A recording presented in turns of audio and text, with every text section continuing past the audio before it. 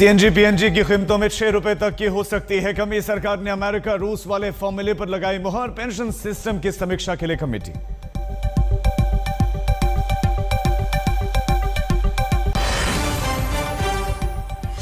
Corona के बढ़ते मामलों को देखते हुए केंद्रीय स्वास्थ्य मंत्री ने बुलाई समीक्षा बैठक। देश में 6 महीने के बाद नए केस 5000 पार। 24 घंटे में सिर्फ दिल्ली में 606 मामले। मिशन उत्तर प्रदेश पर गृह मंत्री अमित शाह। पूर्वांचल के आजमगढ़ से आगाज। करोड़ों की परियोजनाओं की रखेंगे आधारशिला। मेगा रैली को करेंगे संबोधित।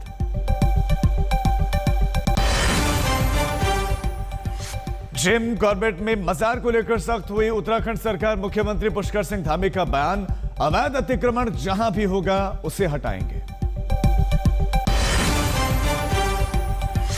और आईपीएल में कोलकाता नाइट राइडर्स ने बेंगलुरु को दी शिकस्त। 204 रनों के जवाब में सिर्फ 121 रन पर सिमटे विराट टीम। तूफानी पारी खेलने वाले Shardul Thakur player of the match.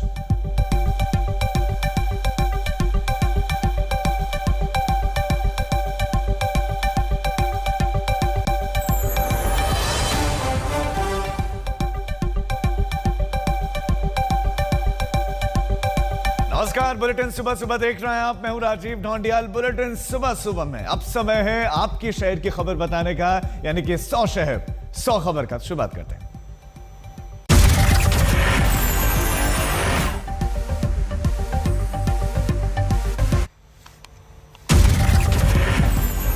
आज कौशाम्बी और आजमगढ़ के दौरे पर रहेंगे गृह मंत्री अमित शाह। कौशाम्बी उत्सव का करेंगे उद्घाटन। 3 दिन तक मनाया जाएगा कौशाम्बी महोत्सव। 17 परियोजनाओं का शिलान्यास और लोकार्पण करेंगे गृह मंत्री। डिप्टी सीएम केशव प्रसाद मौर्य और ब्रजेश पाठक भी होंगे शामिल। खेल स्पर्धा के विजयी प्रतिभागियों को मेडल और प्रमाण पत्र सौंपेंगे।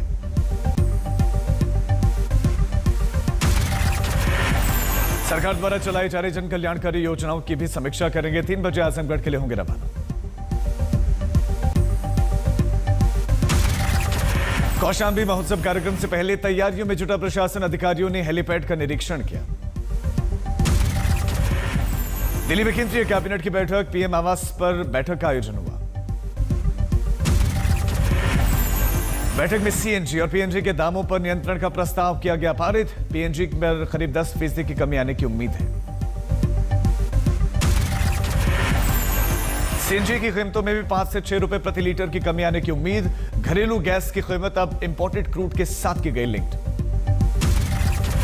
बैठक के बाद से केंद्रीय मंत्री अनुराग ठाकुर ने प्रेस कॉन्फ्रेंस की। कहा, गैस कीमत निर्धारण के लिए नई फॉर्मूले को मंजूरी दी गई। नई पॉलिसी के तहत अब हर महीने इंटरनेशनल मार्केट की समीक्षा की जाएगी। नए फैसले के बाद दिल्ली में सीएनजी पीएनजी की कीमतों में 6 रुपए तक की कमी हो सकती है। मध्य प्रदेश के गृह मंत्री नरोत्तम मिश्रा ने कमलनाथ पर बोला धावा। कहा, रोजेदारों के बीच में भय और अलगाव पैदा करना कांग्रेस की परंपरा है। 13 अप्रैल को राबड़ी देवी और डिप्टी सीएम तेजस्वी यादव अपने घर में देंगे इफ्तार पार्टी। मंत्री आलोक मेहता ने इसकी जानकारी दी। संसद के बजट सेशन के दूसरे दौर का सत्र भी समाप्त। लोकसभा और राज्यसभा अनिश्चितकाल के लिए स्थगित। आखिरी दिन में सिर्फ हंगामा हुआ।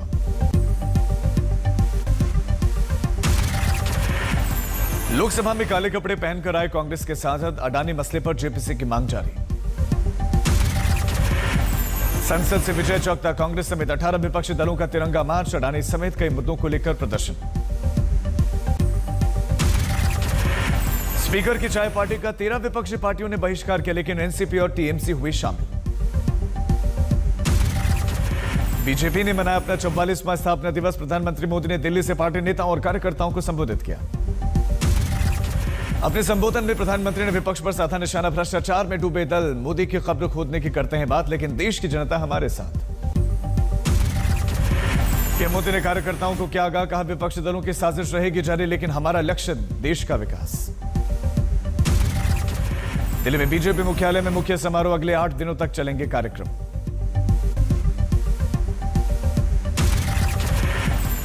बीजेपी स्थापना दिवस पर अध्यक्ष जेपी नड्डा ने भी कार्यकर्ताओं को क्या संबोधित। कहा, हमारा उद्देश्य एक भारत श्रेष्ठ भारत। बीजेपी का मेगा आयोजन। देश भर में 10 लाख से ज्यादा दीवारों पर एक बार फिर से मोदी सरकार, एक बार फिर से बीजेपी सरकार लिखने का कार्यक्रम। 13 अप्रैल को 71,000 खाली पदों पर भर्ती के लिए नियुक्ति पत्र सौंपेंगे प्रधानमंत्री मोदी। 45 जगहों पर कार्यक्रम होगा, वरिष्ठ मंत्री भी रहेंगे मौजूद। बीजेपी में शामिल हुए अनिल एंटनी केरल से कांग्रेस के वरिष्ठ नेता ए.के. एंटनी के बेटे हैं। बीजेपी का दामन थामने के बाद बोले अनिल एंटनी, अगले 25 सालों में भारत को एक विकसित राष्ट्र बनाना ही प्रधानमंत्री मोदी का विजन। गांधी परिवार पर अनिल एंटनी का निशाना, कहा कांग्रेस के कई नेता एक परिवार की सेवा करने को धर्म मानते हैं अपना।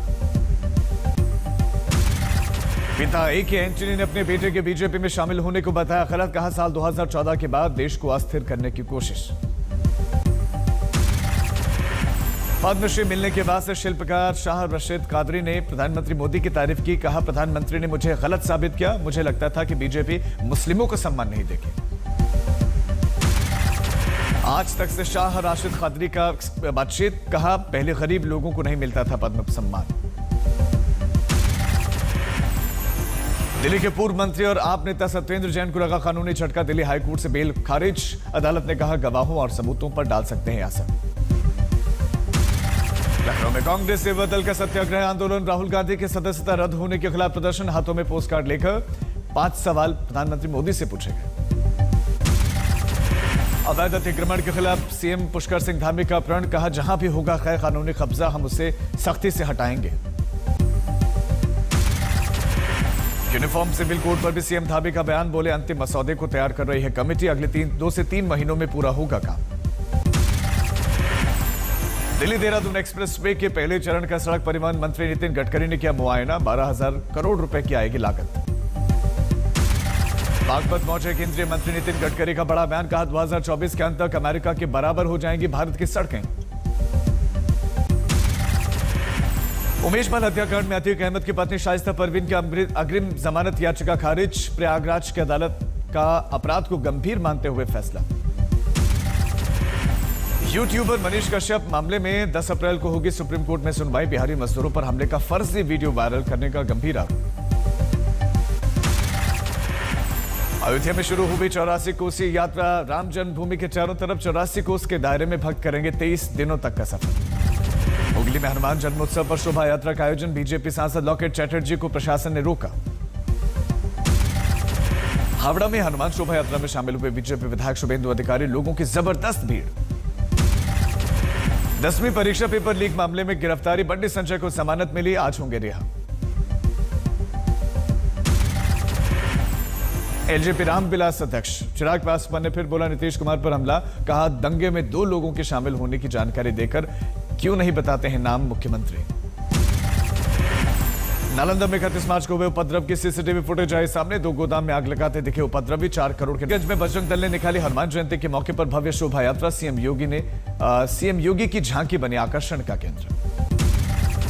मुजफ्फरनगर में 2 दिवसीय कृषि पशु मेले की शुरुआत, केंद्रीय सड़क परिवहन मंत्री नितिन गडकरी ने दीप प्रज्वलित कर मेले का शुभारंभ किया। भिलाई में हनुमान जन्मोत्सव के शहर में 151 हनुमान मंदिरों में भव्य ध्वज यात्रा निकली, देश भर में शामिल झांकियां आकर्षण का केंद्र रहे। उत्तराखंड के कैची धाम में हनुमान जयंती पर भक्तों का रेला लगा, बजरंग बली और नीम करौली बाबा के दर्शन के लिए हजारों की संख्या में उमड़े श्रद्धालु। कोविड को लेकर केंद्र सतर्क, आज केंद्रीय स्वास्थ्य मंत्री ने बुलाई सभी राज्यों के स्वास्थ्य मंत्रियों की अहम बैठक। महाराष्ट्र के छत्रपति संभाजी नगर में बीजेपी ने धूमधाम से मनाया 44वां स्थापना दिवस, मौके पर लगाए गए चित्र प्रदर्शनी। बेंगलुरु में केंद्रीय वित्त मंत्री निर्मला सीतारमण ने लिया कार्यक्रम में हिस्सा, महिला उद्यमियों, चार्टर्ड अकाउंटेंट्स और बैंकर्स से मुलाकात। केरल के राज्यपाल आरिफ मोहम्मद खान ने गोवा में आयोजित कार्यक्रम में की शिरकत, भारतीयता विषय पर रखे अपने विचार। उत्तराखंड के सीएम पुष्कर सिंह धामी ने सचिवालय में हेल्थ एटीएम का उद्घाटन किया, जेके टायर लिमिटेड कंपनी और येस बैंक ने इसे बनाया। अयोध्या में कांग्रेस कार्यकर्ताओं ने संत परमहंस दास के खिलाफ दर्ज करवाई शिकायत, सोनिया गांधी पर आपत्तिजनक टिप्पणी करने का आरोप। छिंदवाड़ा पहुंचे पूर्व मुख्यमंत्री कमलनाथ ने जमकर साधा बीजेपी पर निशाना, बोले 6 महीने में आएगी कांग्रेस की सरकार। इंदौर में कैलाश विजयवर्गीय ने ममता बनर्जी पर साधा निशाना, पथराव के मामले को लेकर घेराव। मिर्जापुर में सीमेंट फैक्ट्री में 6 दिनों से